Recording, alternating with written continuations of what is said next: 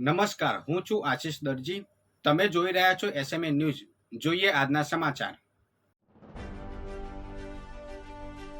તાઇવાનનો ખાડો ગુજરાતના નામે બતાવવો ભારે પડ્યો. એક્સ પર ખોટા વિડીયો સાથે લખાણ લખી પોસ્ટ કરનાર નડિયાદના વેપારીની ક્રાઇમ બ્રાન્ચે ધરપકડ કરી.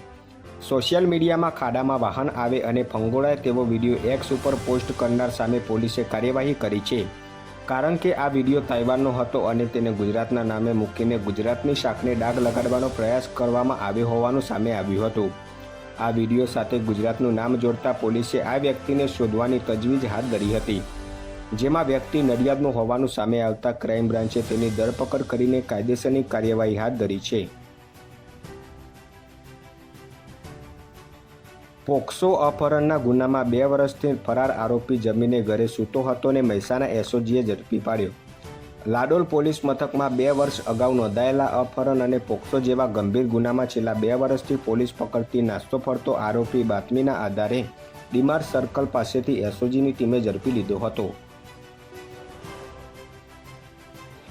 સમોસામાં જીવજંતુઓ અને ચટણીમાં ગરોળી નીકળી. ફૂડ એન્ડ ડ્રગ્સ વિભાગે રેડ કરી અખાદ્ય સમોસાના સેમ્પલ લઈ કાર્યવાહી હાથ ધરી. સમગ્ર ગુજરાતમાં હોટલો તેમજ રેસ્ટોરન્ટોમાં ખોરાકમાં જીવાત નીકળવાની અનેક ઘટનાઓ સામે આવી છે. અખાદ્ય ખોરાક પીરસતા લોકો આરોગ્ય સાથે ચેડા કરી રહ્યા હોય તેવું જોવા મળી રહ્યું છે. ત્યારે કડી શહેરમાં સમોસા બનાવતા વેપારીના ઘરે લોટમાં જીવાત અને સમોસા અખાદ્ય હોય તેવું જોવા મળી રહ્યું છે અને ગરોળી પણ જોવા મળી હતી, જેના વિડીયો વાયરલ થતાં મહેસાણા ફૂડ એન્ડ ડ્રગ્સ વિભાગ દ્વારા રેડ કરવામાં આવી હતી. દહેગામ રેલવે સ્ટેશન પાસે એસએમસી ત્રાટકી. ₹2.33 લાખનો દારૂ ઝડપાયો. કારનો ચાલક ફરાર.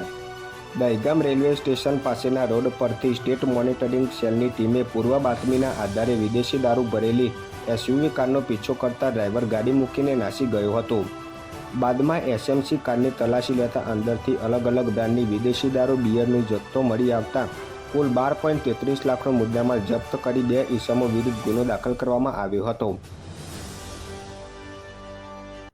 વધુ સમાચાર માટે જોતા રહો એસએમએ ન્યૂઝ.